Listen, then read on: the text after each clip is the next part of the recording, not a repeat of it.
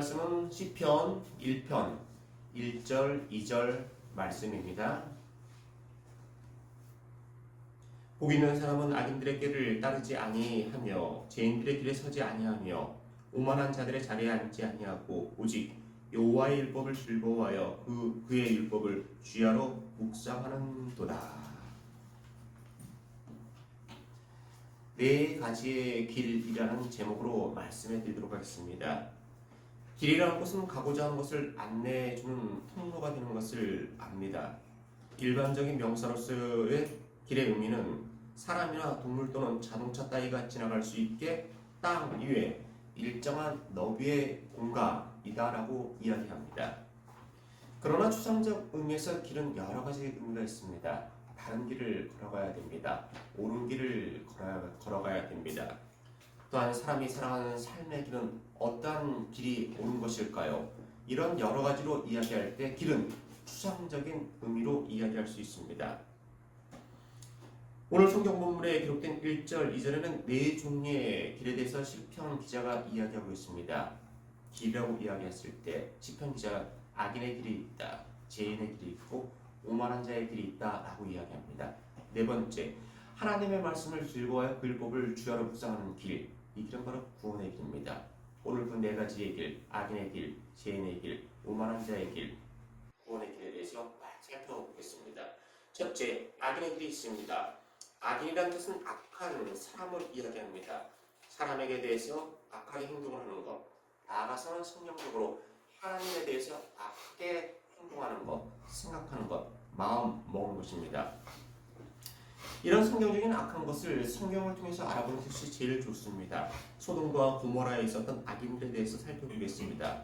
창세기 18장 20절 이하에 여호와께서도 가라사대 소돔과 고모라에 대한 부르짖음은 크고 그 제약이 심히 중하니 내가 이제 내려가서 그 모든 행한 것이 과연 내게 들린 부르짖음과 같은지 그렇지 않은지 내가 보고 알려 하노라 하였습니다.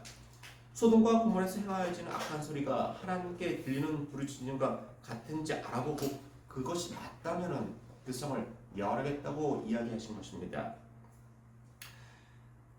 하나님께서는 그 성의 악한 것을 보고 소돔과 고모라의 악한 것을 보고 멸하시기로 작정하셨습니다. 그 이야기를 아브라함은 듣고 하나님께 이야기했습니다. 하나님은 선하시고 인자하시고 사랑이 많으신 하나님이십니다. 소돔과 고모라 성을 멸하시는데 만약에 이곳에 50인의 착한 사람이 의인이 있다면 그들로 같이 멸하시겠습니까? 하나님은 아브라함에게 이야기했습니다. 50인이 있다면 멸하지 않겠다라고 이야기했습니다. 아브라함은 참 어떻게 보면 지혜로운 사람인지 모르죠. 그럼 하나님 45인이 있으면 어떻게 하겠습니까? 하나님이 그 얘기를 듣고 그래 멸하지 않겠다. 아브라함은 계속해서 자기의 욕을 이야기했습니다. 30명, 20명, 10명이 있어도 멸하겠습니까? 하나님께서는 10명 있어도 멸하지 않겠다고 이야기했습니다. 저는 가끔 이 성경을 읽을 때 우스개로 아이고 아브라함이 4명만 있으면 멸하지 않겠다라고 했으면 소돔과 고모라 성은 멸망하지 않았을 것입니다. 왜냐하면 롯과 아내와 두 딸이 의인으로 인정될 수 있었기 때문이죠. 그러나 그건 개인적인 생각이고 하나님이 10명까지 의인이 있다면 멸하지 않겠다고 했습니다. 이 이야기를 듣고 이제 아브라함은 그 딸과 정혼한 사이들에서 예비 사이들에게 이야기했습니다. 하나님께서 이 땅을 멸망시킬 것이다, 심판하실 것이다, 우리와 같이 이 성을 벗어나자라고 이야기했습니다. 창세기 19장 14절에 롯이 나가서 그 딸들과 정혼한 사이들에게 고하여 이르되 여호와께서 이 성을 멸하실 터이니 너희는 일어나 이곳에서 떠나라 하되 그 사이들이 어떻게 이야기하냐면 아브라함이 사이의 생명을 구하기 위해서 진심을 가지고 이야기했는데 사이들은 농담으로 여겼다라고 기록하고 있습니다. 미래 장인의 이야기를 농담으로 여겼던 롯의 딸들의 사이들은 소돔과 고모라 성과 같이 심판을 받게 되었습니다.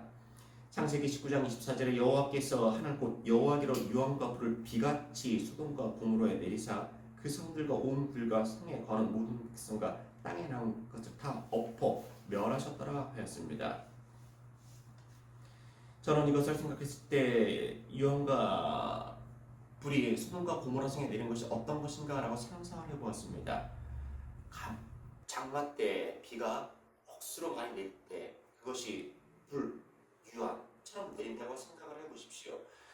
아무리 집안에 있어도 그 당시에 목조나 집으로 진 집안에 있어서 탈 것이고 그 안에 있든지 피할 곳이 없을 것입니다. 뜨거움과 고통과 아픔만이 들려온다는 것이죠. 분명히 롯은 그 딸들의 정원한 사이들에게 이성의 하나님의 진노가 있다고 이야기했습니다. 그러나 농담으로 여겼다고 이야기했습니다. 오늘날에도 예수 그리스도를 믿는 것이 구원이 있습니다. 제사함 받습니다. 청대합니다. 라는 이야기를 농담으로 여기는 사람이 많이 있습니다. 이들이 바로 악인의 길에 있는 것입니다. 다음 노아 홍수에 있었던 악인들에 대해서 살펴보겠습니다. 창세기 2.5절에 여호와께서 사람의 제약이 세상에 관영함과 그 마음의 생각이 모든 계획이 항상 악할 뿌림을 보시고 땅에 사람 지으셨음을 한탄하사 마음에 근심하시고 가라사대 나의 창조한 사람을 내가 지면에서 쓸어버리되 사람으로부터 육축과 기는 것과 공중에서까지 그리하리니 이는 내가 그것을 지었으면 한탄함이니라 했습니다. 그러나 노아는 여호와께 은혜를 입었고 당시에 완전한 자이기 때문에 하나님으로부터 방주를 만들려는 이야기를 들었습니다. 40일 동안 방주가 완성된 후에 40일 동안 이 땅에 비가 왔습니다. 주야로 밤낮 가리지 않고 비가 왔습니다. 그 결과는 창세기 7장 21절에 땅에 움직이는 생물이 다 죽었으니 곧 새와 육축과 들짐승과 땅에게는 모든 것과 모든 사람이라 했습니다. 40일 동안 이 지구상에 비가 왔기 때문에 모든 사람과 모든 육축과 기는 것이 멸절되었다고 이야기했습니다. 소돔과 고모라 성은 악인이 가득한 곳이어서 불과 유황의 비로 심판을 받았고 하나님이 보낸 두 천사의 이야기에 순종한 롯과 그 두 딸들은 심판을 면할 수 있었습니다. 또한 노아의 시대에 의인이었던 노아는 방주를 만들어서 그 가족들이 구원을 받았습니다. 오늘날의 시대도 하나님의 심판을 기다리고 있는 소돔과 고모라 노아의 시대와 같은 시대입니다. 아니 소돔과 고모라가 아니고 노아의 시대가 아닙니다. 지금은 문명이 발달한 과학의 시대입니다 라고 이야기했습니다. 그러나 소돔과 고모라처럼 불과 유황의 비가 노아의 시대처럼 홍수가 사람에게 닥쳐올 때가 있습니다. 바로 죽음의 유황, 죽음의 불, 죽음의 홍수가 모든 사람에게 닥쳐온다는 것입니다. 그래서 그때 예수를 믿지 않는다는 바로 죽음의 홍수, 죽음의 유황, 비에 멸절되고 만다는 것입니다. 하나님이 보내신 분을 믿지 않는 사람들, 하나님의 말씀에 순종하지 않는 사람들, 이 사람들은 모두가 악인이 되어서 소돔과 고모라의 심판보다 홍수의 심판보다 더한 영벌의 심판을 받게 될 것입니다. 마태복음 10장 15절에 이렇게 기록되어 있습니다. 내가 진실로 너에게 이른다. 심판 날에 소돔과 고모라 땅이 그 성보다 견디기 쉬우니라 했습니다. 영벌의 심판은 소돔과 고모라보다 노아의 홍수보다 더 큰 심판이, 고통이, 아픔이 되는 것입니다. 두 번째, 죄인의 길이 있습니다. 죄인이란 죄를 지은 사람을 이야기합니다. 개인에게 피해를 입히거나 국가나 사회에 해를 끼친 사람을 죄인이라고 이야기합니다. 로마서 3장 23절에 모든 사람이 죄를 범하였음에 하나님의 영광에 이르지 못한다라고 성경은 기록하고 있습니다. 만일 우리가 죄 없다 하면 스스로 속이고 또 진리가 우리 속에 있지 아니할 것이오라고 했습니다. 나는 죄를 모릅니다. 죄를 듣지 않았습니다. 다른 사람에게 죄를 지을 만큼 특별 만큼의 일도 하지 않았습니다. 라고 이야기하는 것은 사람의 기준에서 죄를 짓지 않았다는 것이지 하나님의 기준에서 죄를 짓지 않았다는 것이 아닙니다. 사람이 정한 도덕과 율법을 다 지켜 행한다고 하여서 그가 하나님 앞에서 의인이 되는 것은 아닙니다. 세상이라는 것을 멀리하면서 한적한 곳에서 지낸다고 하여서 나는 세상과 떠났다, 세상과 이별했다, 세상에서 멀리 떨어졌다 라고 이야기할 수 없습니다. 생명이 있는 한 그가 어느 곳에 있든지 바로 세상에 거하는 것입니다. 하나님께 대하여 죄라는 것은 하나님의 말씀에 불순종한 인류의 조상으로부터 이런 원죄를 이야기합니다. 모든 인류에게 원죄가 유전되었습니다. 나는 원죄가 없습니다. 원죄를 모릅니다. 라고 이야기하는 것은 마치 이것과 똑같습니다. 사람인데 아닙니다. 나는 사람이 아닙니다. 동물입니다. 동물입니다. 라고 이야기하는 것과 똑같습니다. 아무리 나는 새입니다. 나는 동물입니다. 라고 이야기해도 자신이 사람인 것을 부정할 수 없는 것입니다.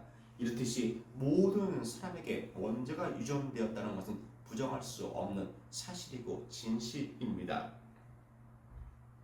육신의 죽음이 찾아오는 그날까지 변하지 않는 것은 세상 모든 사람들이 하나님께 대하여 죄인이라는 것입니다. 이것을 믿고 깨닫고 인정하고 받아들이는 사람은 예수 그리스도를 만난 사람만이 알 수 있습니다. 참 신기하게도 예수를 믿고 하나님의 자녀가 되는 사람들은 내가 원죄가 유전된 사람이었구나 깨닫게 되는데, 알게 되는데, 예수를 믿지 않는 사람들은 자기 자신에게 원죄가 있다는 것을 전혀 알지 못한다는 것입니다. 마치 얼굴에 검댕이가 묻었는데 아무리 보려고 해도 내 얼굴에 묻은 검댕이는 볼 수가 없습니다. 거울을 통해서만 볼 수가 있다는 것이죠. 원죄라는 것도 예수 그리스도라는 거울을 통해서 나에게 원죄가 있구나 라는 것을 알게 됐다는 것입니다. 나의 시각, 나의 방법과 나의 생각으로 아무리 얼굴에 붙어있는 검댕이를 볼 수는 없는 것입니다. 셋째, 오만한 자의 길이 있습니다. 오만이라는 단어의 사전적인 의미는 태도나 행동이 건방지거나 거만함 또는 그 태도나 행동을 의미합니다. 구원의 입장에서 말하는 오만은 무엇인지 네 가지로 나누어 말씀해 드리겠습니다. 첫째, 구원의 길을 틀리게 제시하는 것입니다. 사도행전 4장 12절에 다른 이로서는 구원을 얻을 수 없다. 천하 인간의 구원을 얻을 만한 다른 이름이 없다라고 했습니다. 즉 예수 그리스도 하나님의 아들만이 구원을 주신다라는 것입니다. 그러나 자신의 형편과 처지에 맞게 하나의 종교를 믿으면 구원에 이른다. 전국적으로 모든 종교는 구원이라는 하나의 동일한 목표를 가지고 있다. 살의 정성은 하나이지 두 개가 아니다. 내가 이곳에서 올라가든지 이곳에서 올라가든지 부산에서 올라가든지 강주에서 올라가든지 대구에서 올라가든지 서울에서 올라가든지 정상 하나이다. 내가 원하는 아무 종교를 믿어도 구원이라는 정상에 올라간다 라고 틀리게 구원의 길을 제시하는 것, 바로 이게 오만한 자의 길입니다. 또 오만한 자의 길을 두 번째는 세상적인 식과 지혜로 구원을 제시하는 것입니다. 오늘 시대는 복음적인 교회가 많이 없어진 것이 사실입니다. 실질적인 말씀만 전하는 교회가 있는 것이 아니고 세상적인 것을 가미해서 말씀을 전하는 교회가 많이 있습니다. 연예인들을 불러서 세상적인 것을 가미해서 하나님의 말씀을 전한다는 것이죠. 왜 그렇게 전하십니까? 하나님의 말씀을 먼저 전하는 것이 우선이 아닙니까? 성경에도 그렇게 기록되어 있지 않습니까? 그럴 때 그 사람들은 이야기합니다. 보십시오. 사람이 있어야 말씀을 전하지 않겠습니까? 그러기 위해서는 사람을 불러 모아야 되지 않겠습니까? 사람을 불러 모으는 방법은 세상적인 방법이 아주 좋습니다. 웃기고 재밌고 돈을 주고 먹을 것을 주고 선물을 주고 그럼 사람들이 모입니다. 그때 바로 하나님의 말씀을 전하는 것입니다 라고 이야기합니다. 그러나 성경은 2000년 전이나 지금이나 세상이 멸망하는 그날까지 변하지 않는 진리를 담고 있는 이야기입니다. 예수 그리스도는 하나님의 말씀을 전할 때 사람들을 모으고 웃기고 먹을 것을 주고 한 다음에 말씀을 전하지 않았습니다. 말씀을 전하는 중에 먹을 것이 없어서 많은 사람들에게 떡과 물고기를 주었고, 많은 사람들이 모이기 전에 말씀을 전한 다음에 많은 사람들이 모이게 된 것입니다. 즉 하나님의 말씀이 항상 우선이었고, 하나님의 말씀을 전하는 중에 아픈 자가 있으면 고쳐주었고 병든 자가 있으면 고쳐주었다는 것입니다.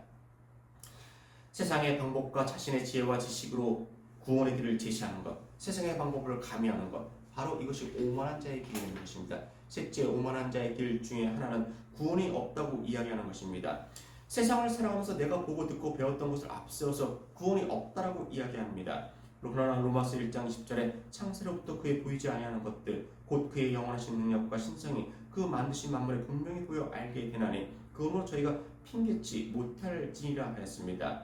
구원을 얻지 못해서 하나님의 심판 때에 서는 사람은 결코 하나님의 계심을 알지 못했습니다. 변명할 수 없습니다. 칠흑 같은 새벽의 날이 밝아오지 않을 것이라고 아무리 소리쳐도 인정하지 않아도 분명 날이 밝아오고 죽음이라는 시간은 모든 사람들에게 찾아오듯이 구원은 없는 것이 아니고 반드시 있는 것입니다.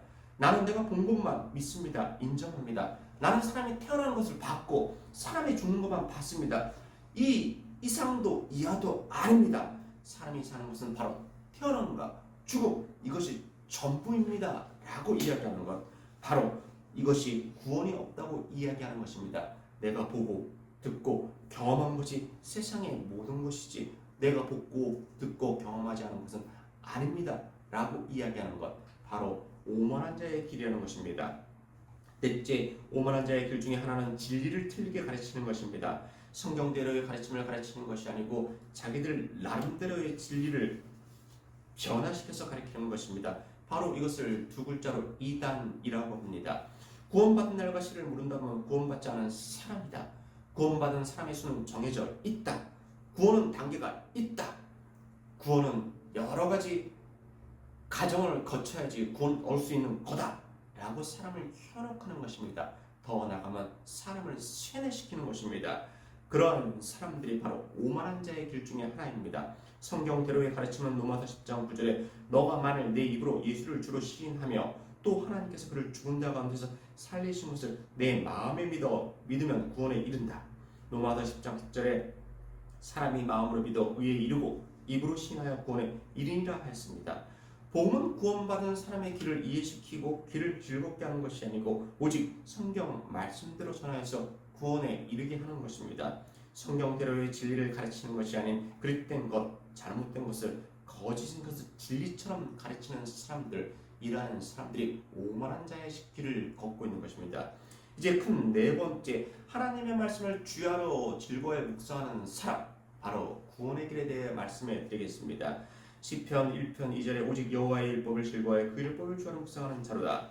하나님의 말씀을 즐거워해 그 말씀을 주야로 묵상할 수 있는 사람은 구원받은 사람만이 그렇게 할 수 있습니다. 구원받지 않은 사람은 하나님의 말씀을 즐거워하여 주야로 묵상하지 않습니다. 그저 책에 종이에 기록되어진 활자이고 무슨 내용이 기록되어져 있지 읽을 뿐이지 은혜가 기쁨과 감동이 주어지진 않습니다. 하나님의 말씀을 즐거워해 주야로 묵상하는 사람, 바로 이것이 구원받은 사람이라는 것입니다. 등산을 좋아하지 않은 사람에게 있어가지고 산을 가자고 하면 싫습니다. 스포츠를 좋아하지 않은 사람에게 있어가지고 야구 경기, 축구 경기를 보자고 이야기하면 싫다는 것입니다. 음악을 싫어하는 사람에게 음악회를 가자고 이야기한다면 그 시간이 아주 고통의 시간이 되고 힘든 시간이 되는 것입니다.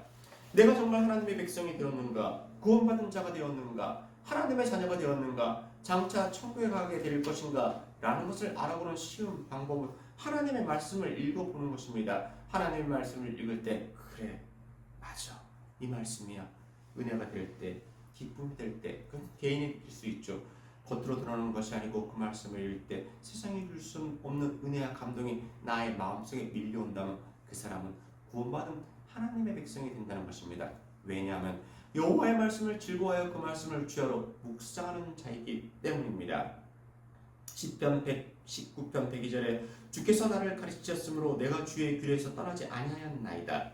주의 말씀의 맛이 내게 어찌 단지요 내 입의 꿀보다 더하니이다 하였습니다. 먹는 꿀보다도 주의 말씀이 더 달고 육신의 기쁨보다 영적인 기쁨이 더 크다는 것입니다.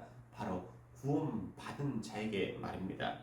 이 자리에 모신 여러분은 모두가 구원의 길을 걸어가고 있습니다. 이 길은 내가 원해서 걸어갈 수 있었던 길이 아니었습니다. 내가 원하고 선택해서 걸어간 길이 아니었습니다. 이 길은 원래 없던 길이었습니다. 세상의 어떤 방법과 계획으로도 이 구원의 길을 낼 수가 없었습니다. 많은 과학자가, 지식 있는 사람이, 철학자가 모여서 이 길을 만든 것이 아닙니다. 이 길은 친히 육신의 몸을 입고 오신 독생자 예수 그리스도만이 만들 수 있는 유일무이한 길, 구원의 길입니다. 그래서 주님은 친히 자신을 가리켜 내가 곧 길이다, 진리다, 생명이라고 이야기한 것입니다. 이 길만이 바른 길이고 바른 진리고 바른 생명입니다. 사랑하는 여러분, 악인의 길에는 구원이 없습니다. 죄인의 길에도 구원의 길은 없습니다. 오만한 자의 길에도 구원의 길은 없습니다. 오직 구원의 길은 하나님의 말씀을 즐거워하여 주야로 묵상할 수 있는 사람, 그러한 사람들이 걸어가는 길에 구원의 길이 있는 것입니다. 오직 여호와의 율법을 즐거워하여 그 율법을 주야로 묵상하는 자가 될 수 있는 것은 예수 그리스도를 믿어 구원을 얻은 자에게 주어진 것입니다. 이러한 사람만이 하나님의 말씀을 즐거워하여 주야로 묵상할 수 있는 것입니다. 오늘 저는 시편 1편 1절 2절에 나타난 네 종류의 길에 대해서 말씀해 드렸습니다. 우리가 전에는 악인의 길을 걸었습니다. 죄인의 길, 오만한 자의 길을 걸었습니다.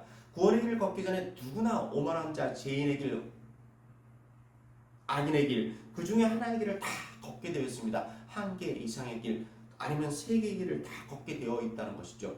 그러나 예수를 만난 이후에는 구원의 길을 걷는 성도가 되었습니다.